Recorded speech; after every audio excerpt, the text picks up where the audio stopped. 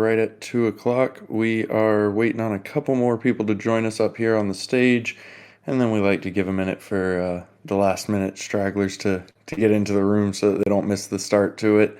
So we're going to give it just a second and then we'll get things kicking off and rolling. All right, I think that's everybody for us. It's now 2:01, so we'll go ahead and get things going.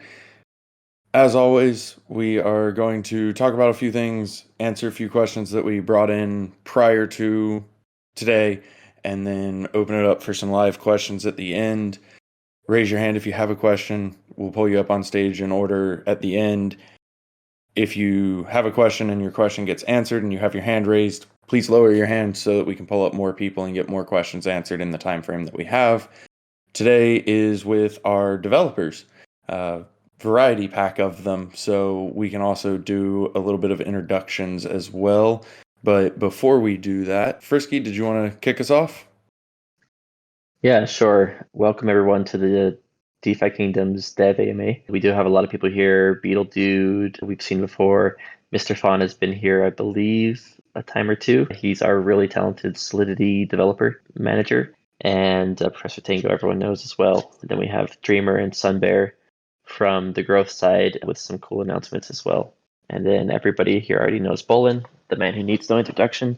And yeah, it's been a busy week. We've been hard at work on Crystal Veil and Perilous Journey. A lot of those things are behind the scenes things because we are like creating a bunch of things that will all release at the same time. So from our standpoint, it's really cool to see that progress and excitement is like really building in our team. So really excited about the coming days and weeks that will be having these things actually launch. We had some announcements from last week. We did the Perilous Journey AMA with Hubert Cumberdale on Wednesday, and he answered a lot of questions about that and talked about the plan.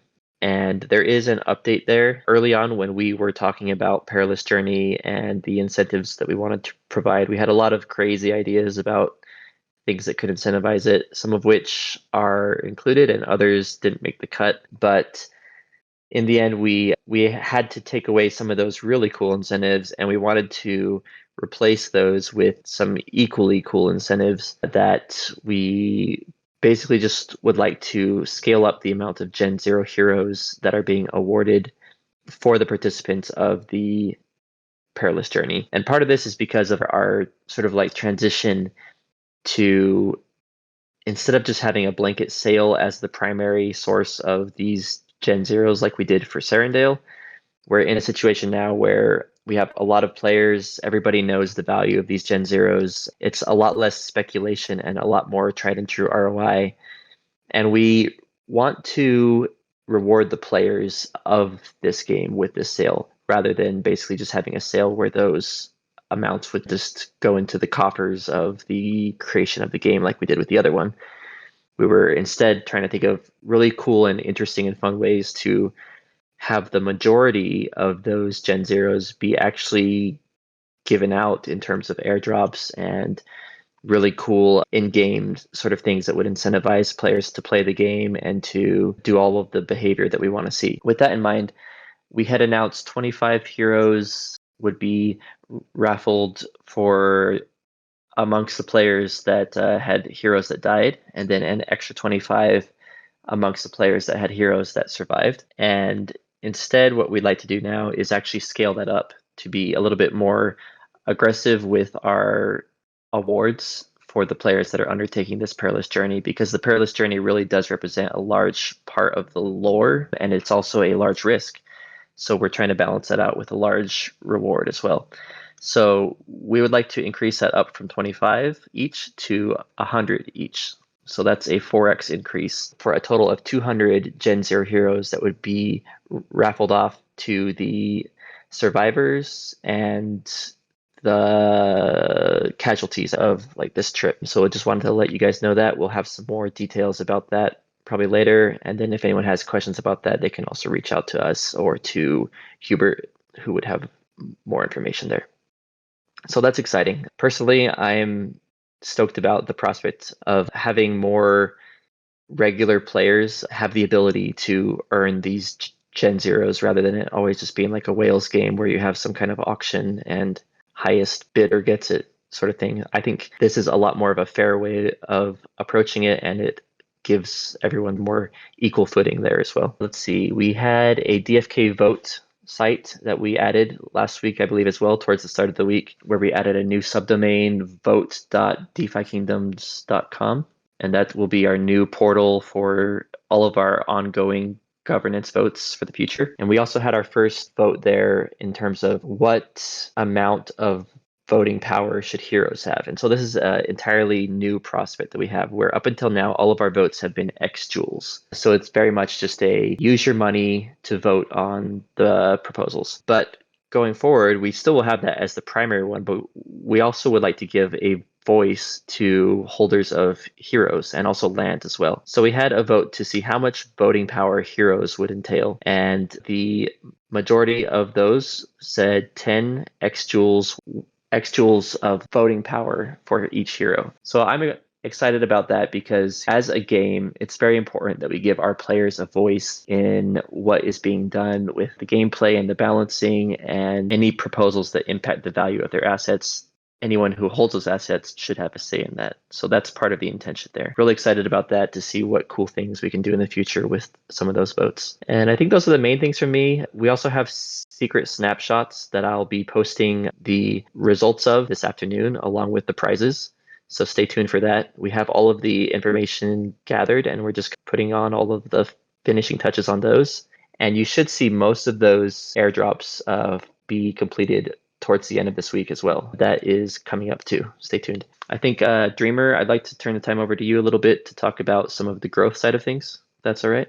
Yeah, that'd be great. I also just wanted to add some clarification as well. It's really exciting that we're increasing the overall rewards in Perilous Journey. So imagine you could potentially send a common hero out on that journey, and whether he or she dies or makes it, to be included in a potential reward to have one of the very limited, very rare, very valuable in terms of the new classes it'll carry and the new genes it'll carry, Gen Zeros. It's super exciting. I hope everybody is excited with that decision, but I did want to clarify, we're not increasing the amount of Gen Zeros through this decision. We're only increasing the allocation to Perilous Journey.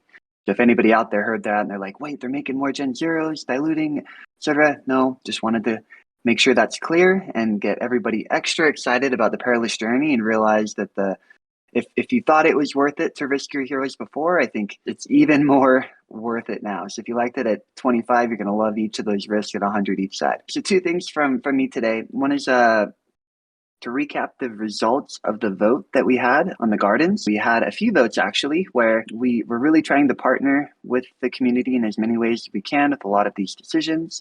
Even the maybe not so fun ones that are related to the garden, I think it's fun, but maybe not as fun as like Perilous Journey and voting with heroes and land and all of the other cool votes you've had recently.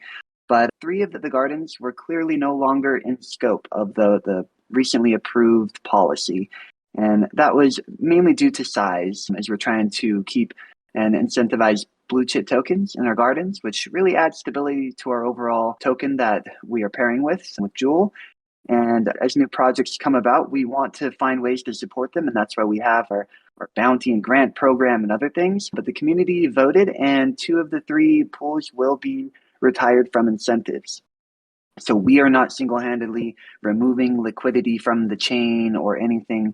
All we are doing is turning off the percentage of the pool allocated to the Jewel to Artemis and the Jewel to Superbid pools.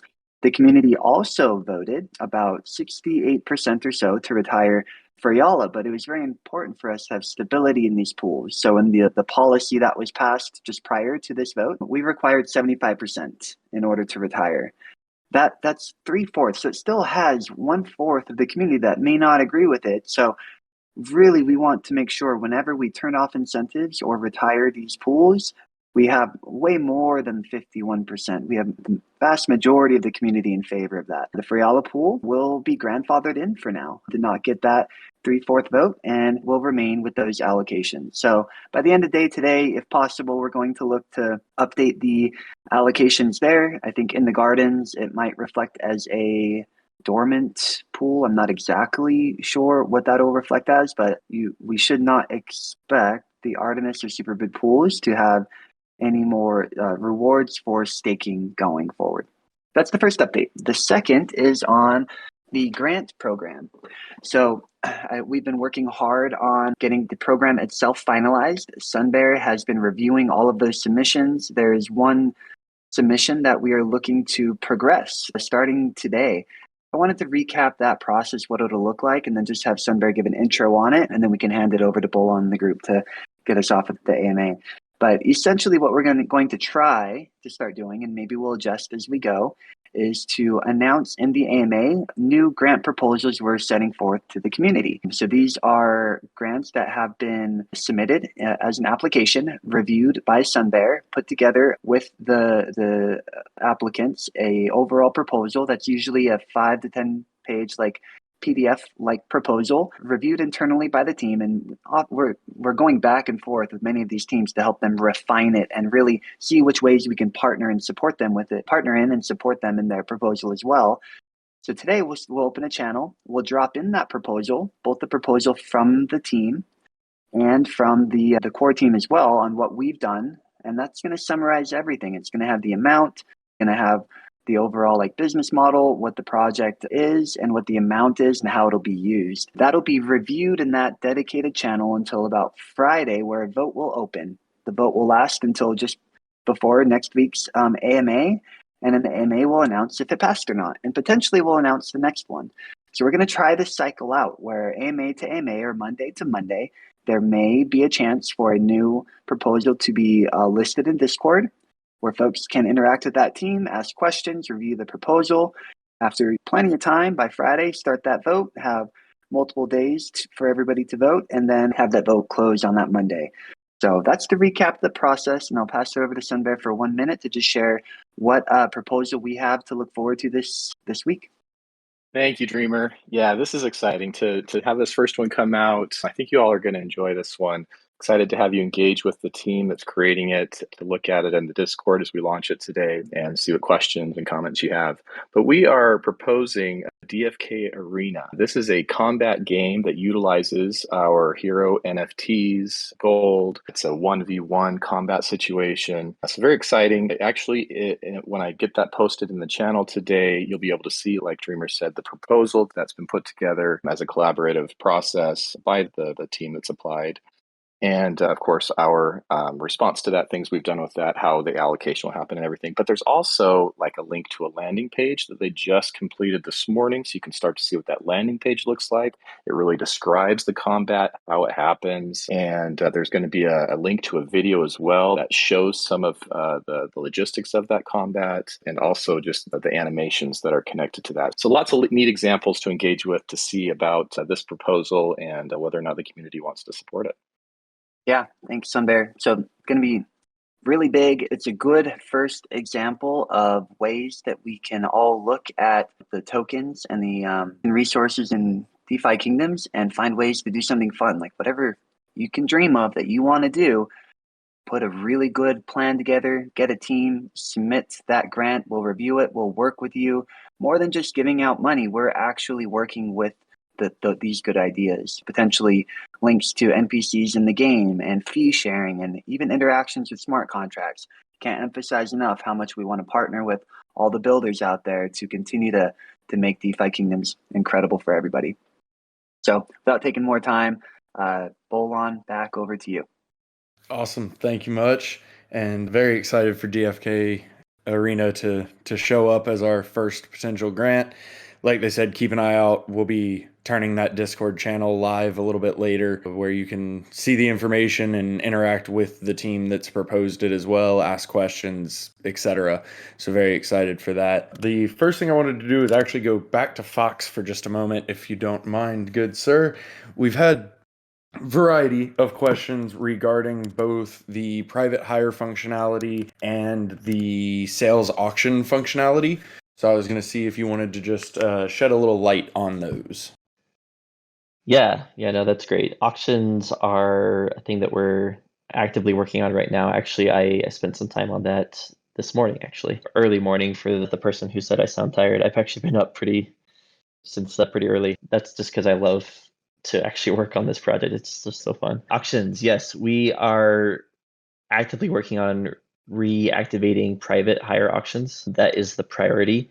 The other thing we're working on is a new smart contract that will add additional auction functionality to sales, such that we'll have like other kinds of ways we can do those sales, so that you can set like a price at the high end and then have it automatically reduce in price over a set amount of time. And we had that up and running, but there were some issues with some of the timing. So we ended up pulling it just because we didn't want anyone to accidentally pay too much for a hero or more than what they thought they were. And so that's currently being redone and is on the radar for soon, I guess I can say.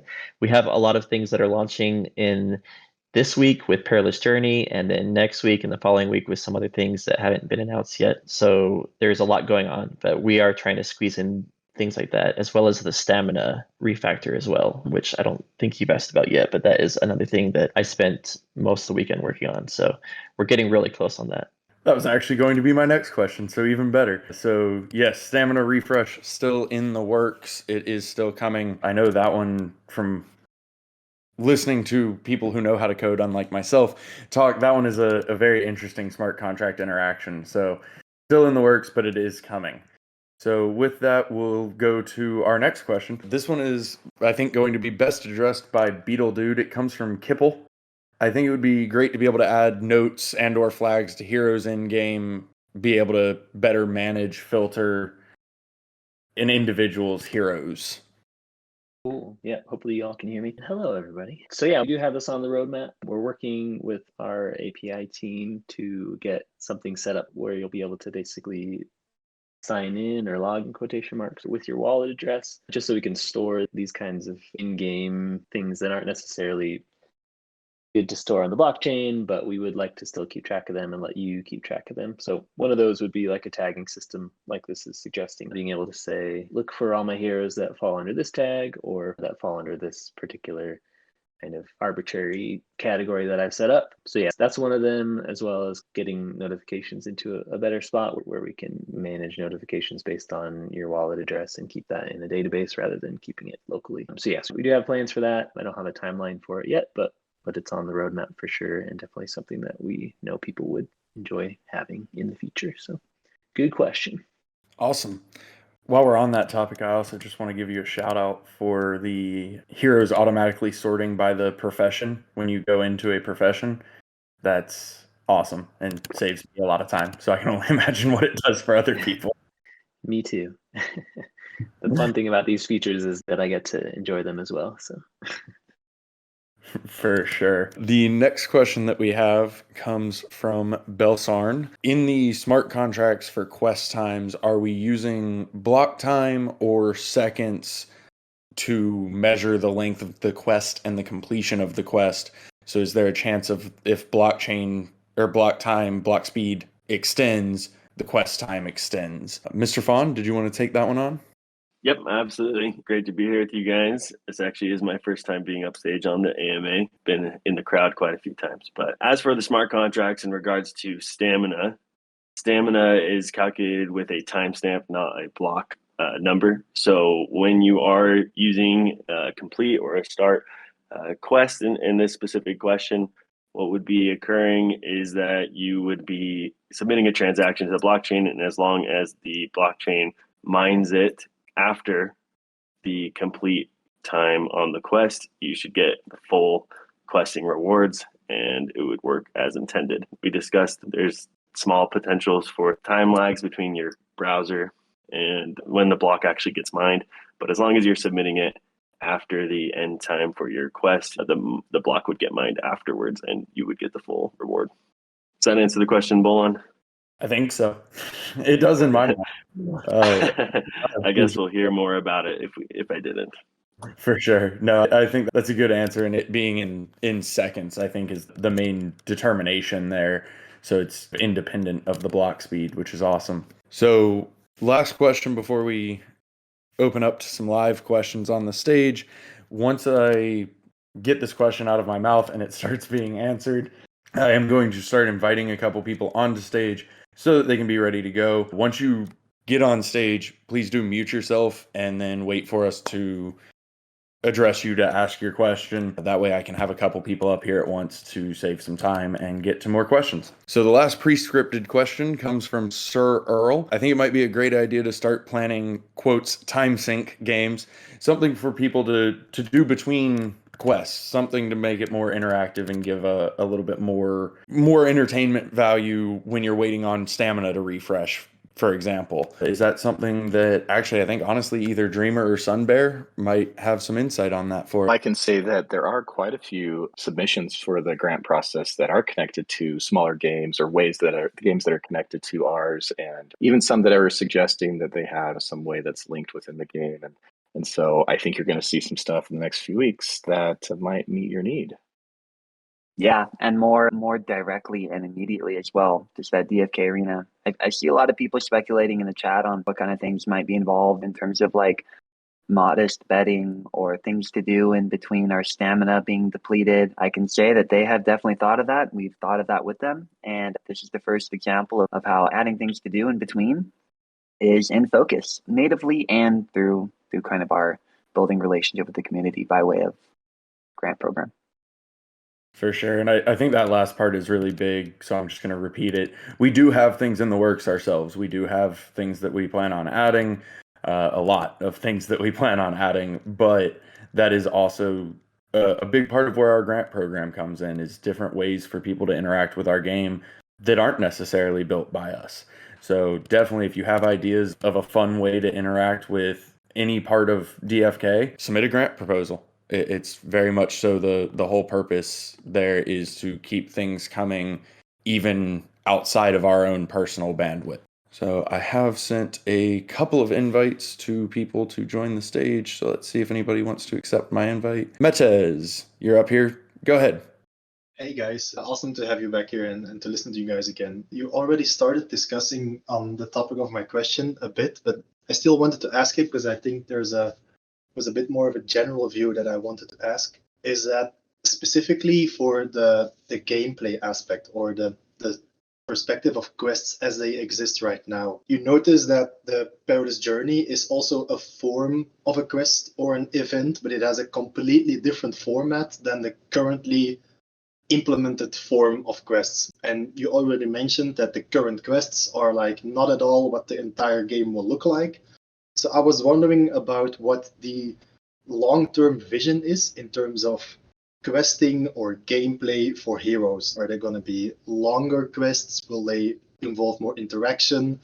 Not specifics, but just what's the vision here? I'm really curious. It seems like that's a question mostly for the game mechanics and game devs, but Hubert has some really cool ideas. Barius has some ideas. Sinstar had some ideas about that like we were talking about last week. But profession quests really are just a small subset of what you can do with heroes. We are currently working on a system that involves achievements where heroes can track their progress and have certain quests unlock after heroes do other quests that might be the prerequisites. And then there'll be quests that are based off of certain stats like strength or intelligence. There'll be quests that are like storyline quests. There will be combat quests where you'll have heroes go into dungeons and things and have to fight there. So there's all kinds of things they have for quests. I can't give too many specifics because they're still being worked out exactly, but those are some of the things that we're thinking about. Okay, awesome. And I had one more question, but you guys actually already answered it about what your, let's say, to veil the lift the veil a bit about what your general intent was for the Perilous Journey itself. But you already mentioned this in terms of rewarding the active players and rewarding hero holders. So if I'm going to leave the stage for this right now and listen to the next question. That's a good question. Thank you. Thanks, Metez. Appreciate you as always, sir. Noose, you actually had your hand up first, but Metez jumped up here real quick, so we went ahead and went to him. But let's go back to you. Can you hear me now? There we go. Yes, sir.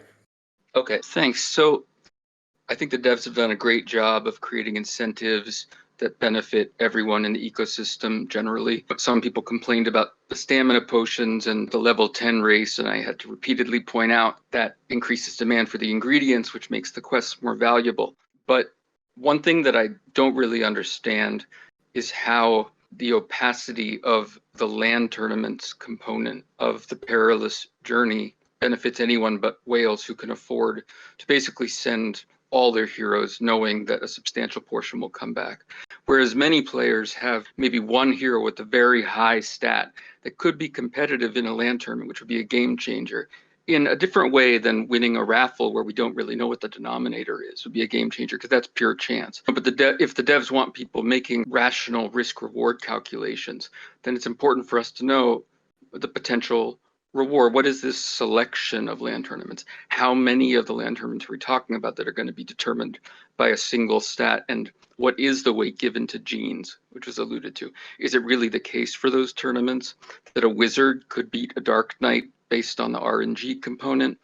These are the kind of things that I think we really have to know for mid-level players with, say, a Dark Knight with 26 strength that, at I think 31 and the right gene could be competitive in a strength contest for land.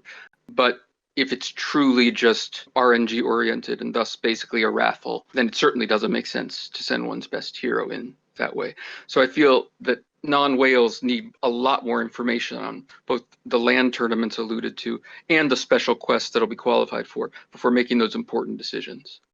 Yeah, no, that's a good question. Land tournaments, we don't have a lot of specifics that we've released yet, but land in and of itself is one thing that we're doing very differently in terms of not just having a straight up sale where it's not just about how much money you can throw at it, but having it be more involved with the gameplay. And to a certain extent, as a pay to earn game, there is rewards that are paid out in proportion to what you put into the game. That's hard to get away from completely. But we are being very thoughtful about having it be as fair as we can make it, such that average players can have a chance to get that. Can you have more chance if you have a lot more assets to throw into it? Most of the time, yes, because you can afford heroes that are better, or you can send more heroes into things. It's hard to get away from that completely. But Hubert actually has some pretty good ideas there, and he had some things he wanted to say. So I think, Hubert, could you come up on stage maybe and see if you can talk about that too? I want to interject that I'm not questioning that sort of general premise. I understand that. My question is really a lot more specific about the perilous journey. Join us, Hubert. Hey guys. Yeah, so I guess to try to clarify a few of the things, we haven't solidified the number of tournaments that will be exclusive to Perilous Journey survivors, but I would say it's going to be no more than 8. And it would be these first ones that are available on the map, and not including ones that are revealed in the future. And yeah, a quest, as far as we're not going to be able to release the equations that kind of drive how the quest works right now, but they are set up in a way where there's never going to be a 0% chance for a given hero to succeed in the tournament. You could be the underdog, and your chances are going to be low if there's a pretty significant difference in stats between your opponent and your hero, or the stat that matters, I should say. But it's still, we've seen all sorts of different things happen with randomness where you have a very small percentage chance of something succeeding, and it still does. And so I do expect to see that happen during these tournaments, but of course the stronger hero will have a higher chance of success. But that's actually precisely my question, right? Many people have one very strong hero, but can't afford several strong heroes. So when they're deciding whether to send their superstar hero, the one 26 strength Dark Knight they could afford, which could be a competitive contender in a LAN tournament like that, it's just too risky for them, unlike for a whale who has 10 or 20 Dark Knights, to send half of theirs without more info. So I feel like both your responses appreciated were general observations about the nature of play to earn economies, and I agree with all of that. It's just not particularly responsive to my channeling, I think, many people's concerns about how players, not just players who bought floor level heroes, but players who have purchased wisely and leveled strategically, not knowing whether it's worth the risk, because really the most important information about rewards haven't been provided. Yeah, and that's, understandable. I guess what I can say is we're working on it, and it is set up in a way where it is better. But those only, like I said, only going to be 8 or less tournaments that are actually going to go to the Perilous Journey survivors. The rest will be open to everyone. So if you're worried about risking your hero, you may want to just wait and participate in the ones where it's not for Perilous Journey survivors. Unfortunately, we just, with the state at which we're in, I can't really give the numbers yet. We need to make sure we go through a lot of testing and everything. And I don't want to give anything premature, so that's the best I can say. Okay, thank you. Appreciate it, Noose. Appreciate it, Hubert, as well. I do want to remind everybody real quick, since we're here anyway, we do have in the questions channel a specific Perilous Journey questions form. They're more than welcome to ask here as well. No intention there. But we do have one set up specifically for the Perilous Journey that I am going to be gathering all of that and going through it and getting with Hubert to try to get answers to some of those questions out. Honestly, even for that question, Noose, if you want to put it in that form as well, if we do get to the point where we can put some more information out about that, we could even address it with that form also, just to keep that information flowing as we make sure that everybody has the clarification that they need. Because that is definitely something that we want to make sure people have the information. Pump Skull, go ahead. Hey guys, question related to Perilous Journey about the crystal rewards in addition to some of the bank snapshot crystal some of us may have had. Are those going to be airdropped to us, and will they be locked in any sense, or will it all be fully unlocked before the initial liquidity pool launch on Avalanche? And then in addition to that, another Crystalville related question. I know we've heard before that the single-sided dual staking will be for a limited time period. For those of us trying to plan ahead for where our capital needs to go, or keep it in Serendale, send it to Crystalvale, whatever, what the mechanics of that may look like. So the first question about airdrops for Crystal. So yeah, our plan is to for sure have that be a part of the launch. We're still going back and forth on what percentages and things like that, if any, will be locked. I think haven't really talked about it really, but our plan for now was to basically use the airdrops as most of the initial liquidity. So basically you guys who win these crystals will be providing that initial liquidity there and have that opportunity. There will also be other things that we're announcing there soon as well in terms of incentives. So stay tuned on that, and then staking as well. We haven't released all the details, but we're getting close to the point where we're going to just basically lay out the timeline and all of the details about how that'll work here in the coming days. So stay tuned. Point out and highlight as well. It's something I really like that we are doing, and just want to take this stage to really emphasize it. We've talked about Gen Zeros, we're talking about Crystal. There's a theme here. We're trying to maybe not necessarily avoid the direct sale of new valuable tokens and NFTs, but we're trying to instead shift and say, in what ways can we cater to as many players in the game as possible, both whales, new players, those are big wallets, small wallets, people that like it to be in the garden, people that are passive in the jeweler, people that are summoning, questing. How can we find ways to really incentivize and reward people for just being in the community and playing and supporting and bringing these questions? So I love to see this. I see a lot of other projects that see opportunities to have a following and say, what else can we sell them and line our pockets with? And I'm not trying to accuse anybody of being malicious or anything, but that is something that we maybe have all seen from time to time. We're really creating a strong culture here, a really healthy project, and a multi-year roadmap where this is really exciting. So although I welcome the questions and the comments about how maybe things could be more balanced or more fair, we have to all remember what we're really trying to do, or especially what we're not doing.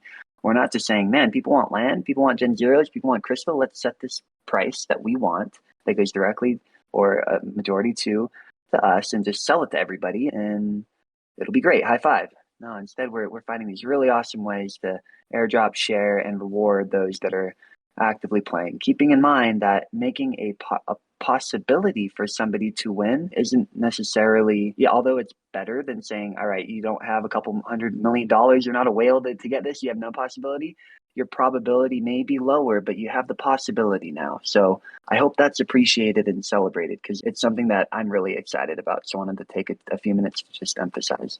Yeah, can I add a couple thoughts onto that as well? Because this is a thing that we do really spend a lot of time thinking about, is as a play to earn game, like everything we do is built to add utility to the game and to add value to the assets of our community. So when we have new expansions, when we have new things that are getting released or sold, we're trying to basically put the proceeds of those and add the extra value of those back into the community 100%, so that you as the players are always the like recipients of that value. So that is really a very important part of the things that we're trying to do here. Thanks for explaining that over there, Dreamer. Could I add one thing to? It's not very big. The last part of your question was just involved with like how do we plan? How do we like prepare for our investment strategy? I just would maybe give a little shout out. I've been working specifically with Raspberry, Swirl, and a couple other core team members on preparing documents for the community to know exactly like how to prepare, what to do. Now, I know those documents are in like the kind of final stages of getting reviewed by each member of the team, getting reviewed by mechanics, financial analysis, and things like that. And we're not providing those documents as financial advice, but we will have clear documentation for you in the next coming weeks of exactly how it works and how you'll be able to do different strategies.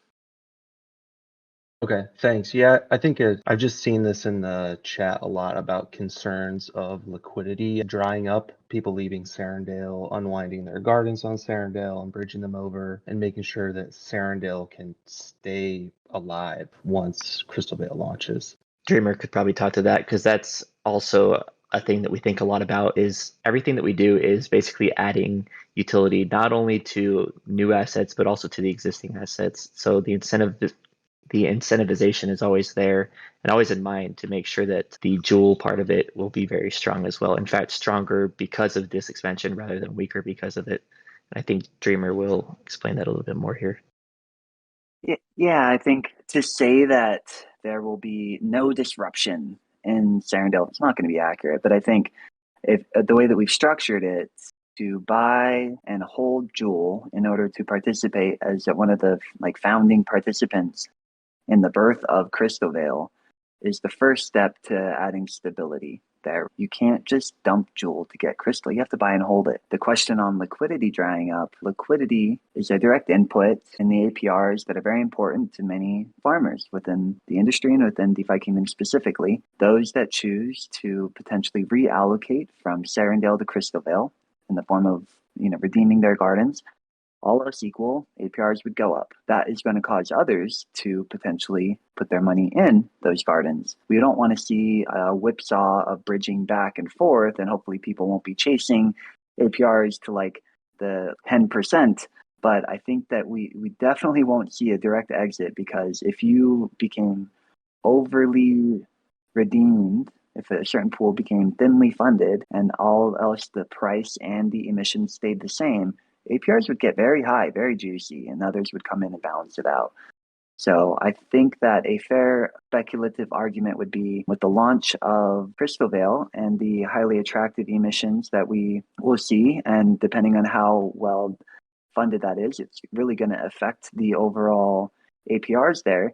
You will probably see some redemptions in Serendale flow to Crystal Vale, but not to the extent of liquidity being so dire that there is no trading. Because at that level, APRs would be so high, I would expect a pretty swift correction. So increased APRs in Serendale is probably what people should expect as a result of the move.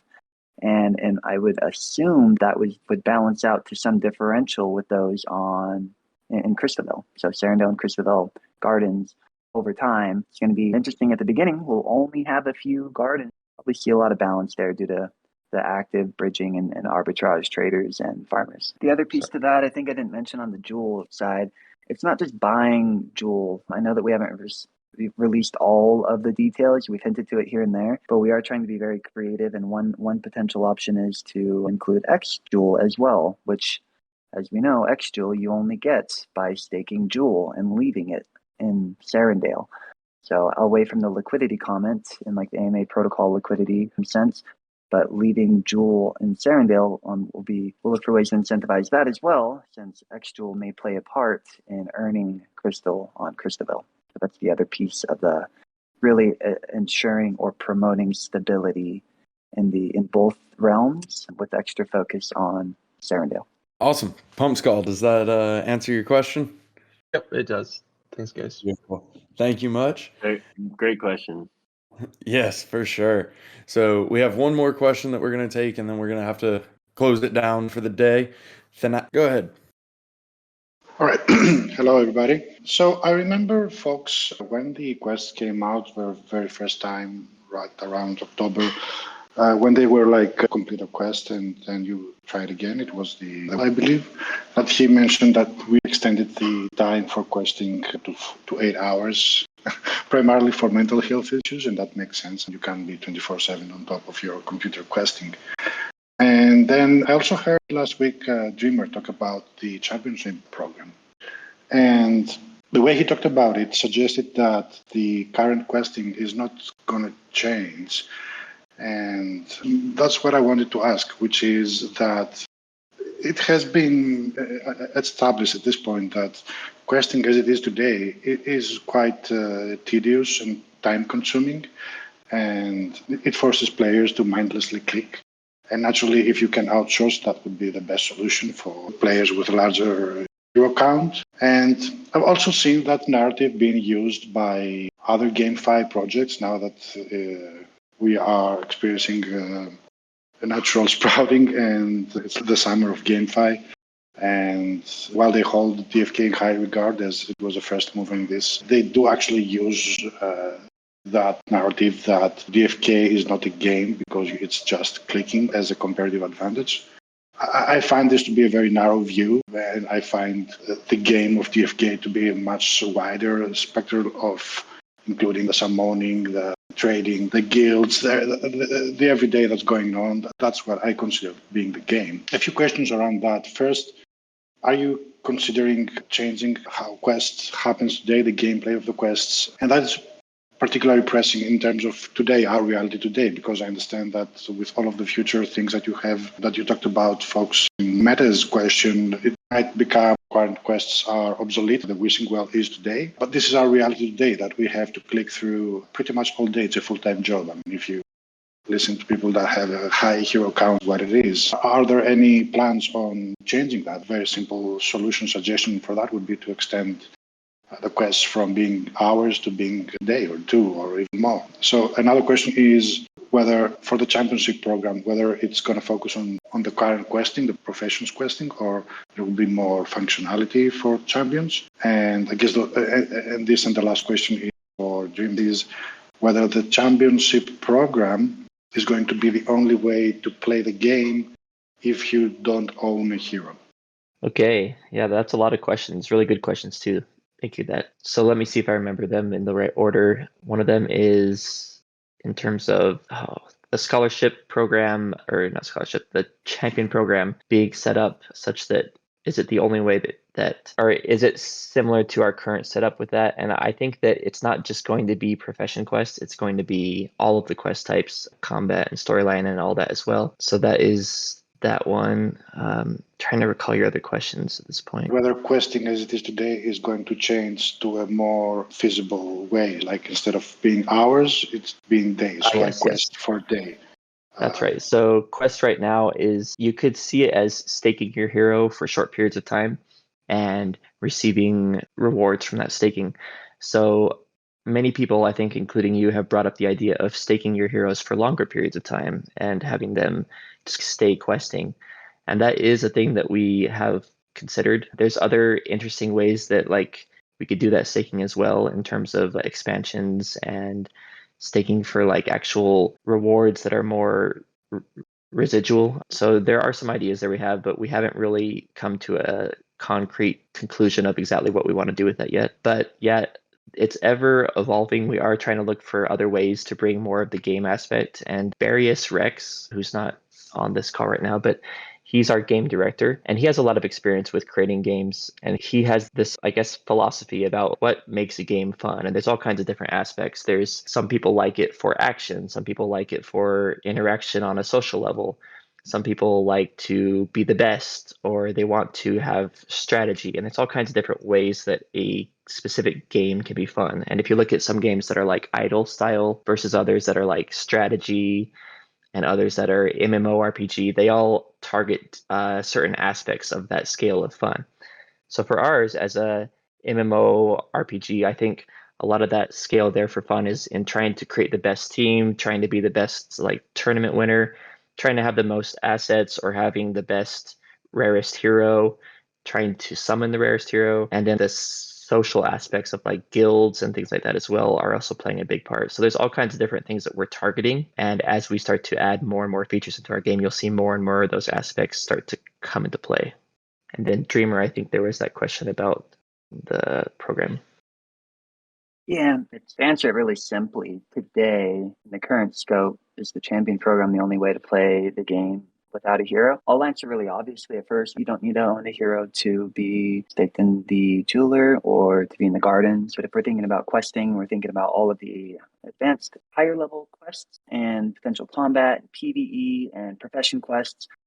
Yeah, if you need to own the NFT, and if you don't, the champion program bridges that gap to allow people to still contribute and participate. There is a factor of the game that some might look at as tedious of clicking through, and I personally don't think that is a problem. I think if you completely remove that, like we're gamifying a lot of these concepts that aren't new. If you're going fishing and you fish for 5 to 20 minutes, when you catch a fish, you want to see what you caught. I like seeing what I caught right after a fish. I like coming back and paying attention to it. If I'm going to go mining, I'm not going to mine for 10 minutes and find gold. I mine for hours. Maybe mining could be longer. I'm not sure, but I think everything, the time it takes to do each thing, the rewards for each, really is intentional. I don't know if it would lose as much of you could use the word fun, you could use the word gamified or flair.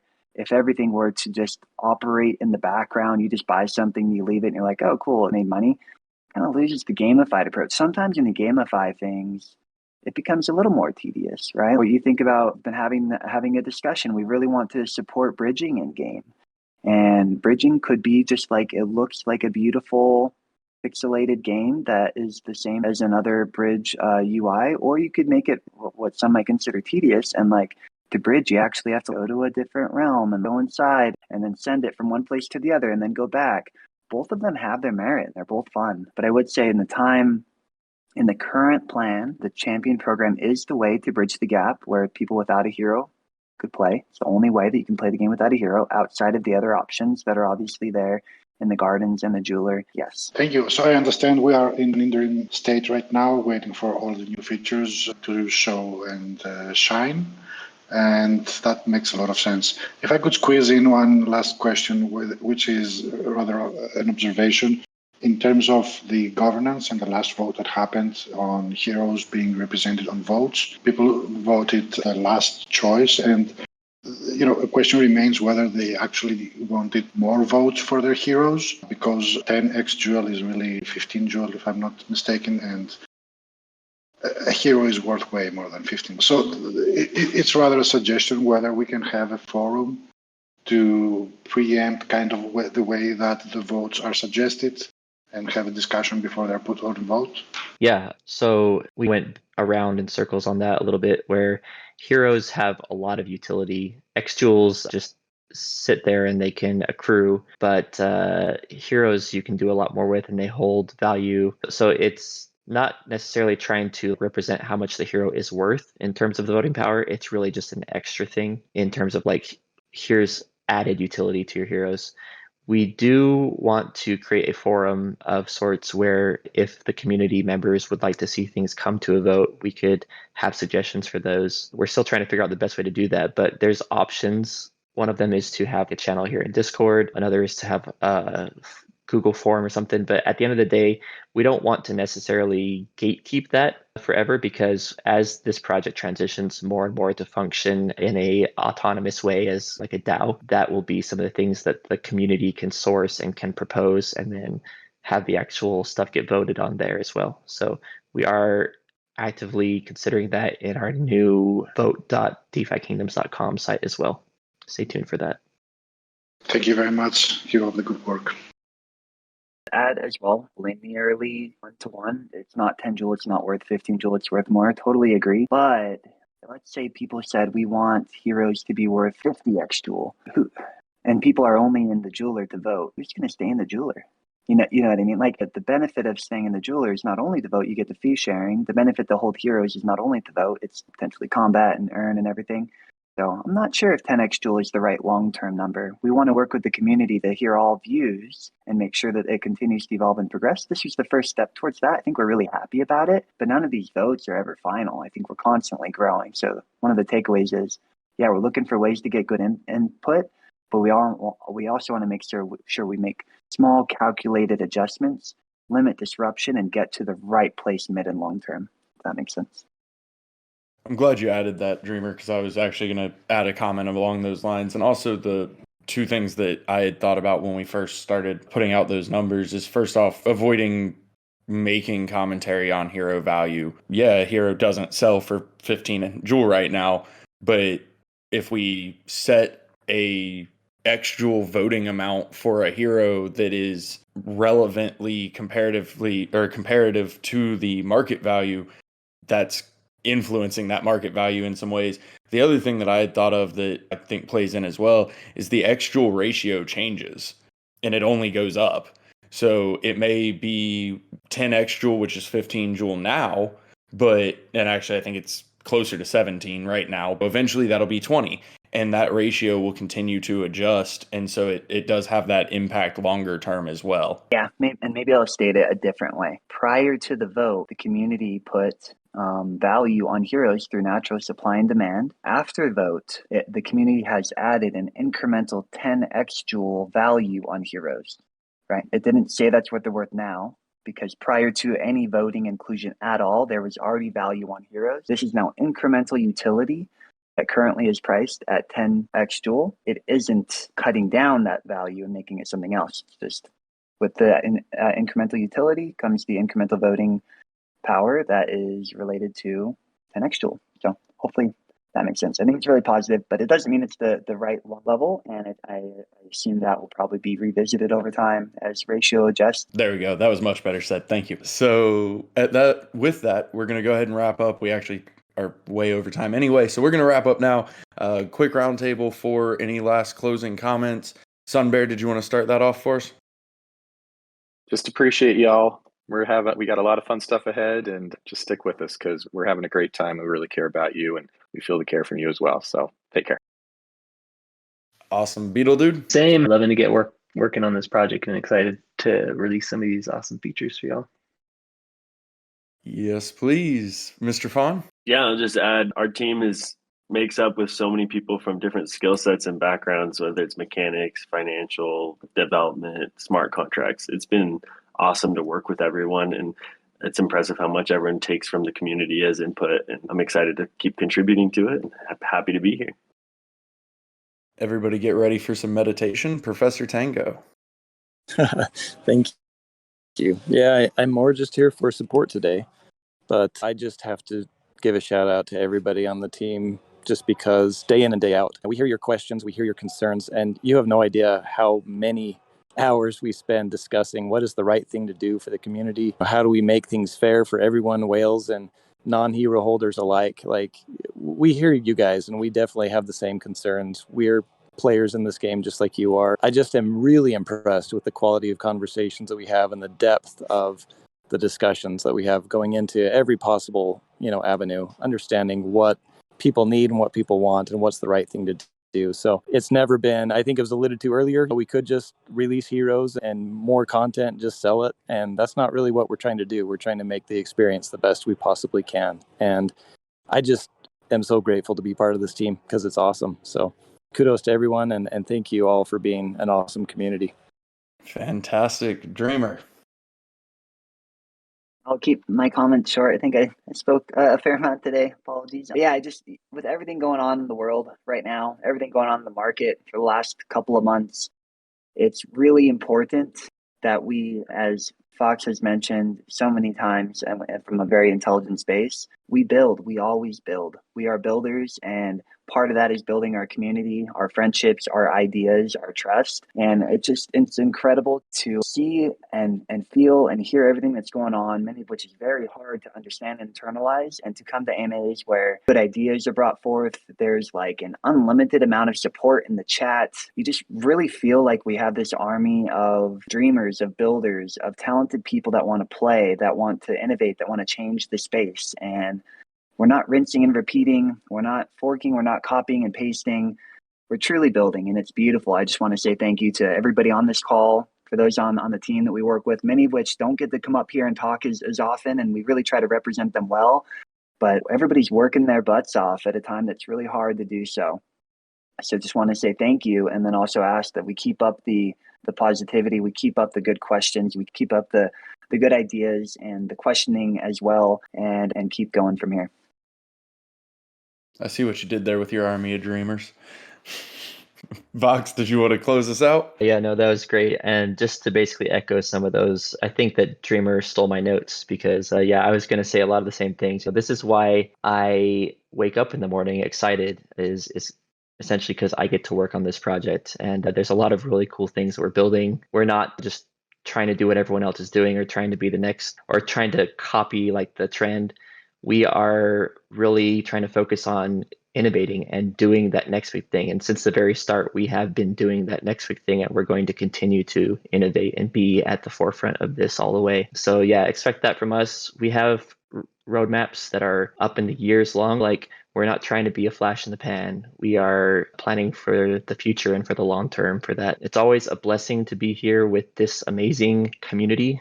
You guys are the best, literally. And I think we are so blessed to have all of you. And I think we've earned that trust from you guys over these past months, essentially, since we launched, because we have a lot of people here that will tell their friends and their family about us and have them come and see what it's all about. And really excited to be here and excited to be building and excited for the features that are really close now with the expansion and with like Perilous Journey and some of the exciting things on our roadmap as well. So stay tuned and have fun and stay frisky. I think I said that once.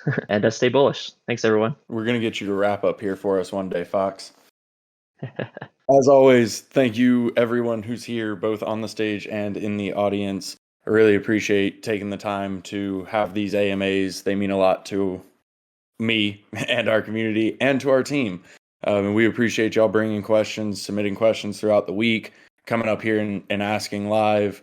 So thank you all for being here and participating. We look forward to next week with our creative department having an AMA, and there might be a surprise in that AMA. It is not Crystal Vale. Don't even do it. It's not. But there might be a different unrelated surprise in that AMA. So make sure you join us next week for the creative team. As always, appreciate you guys, and we'll see you later.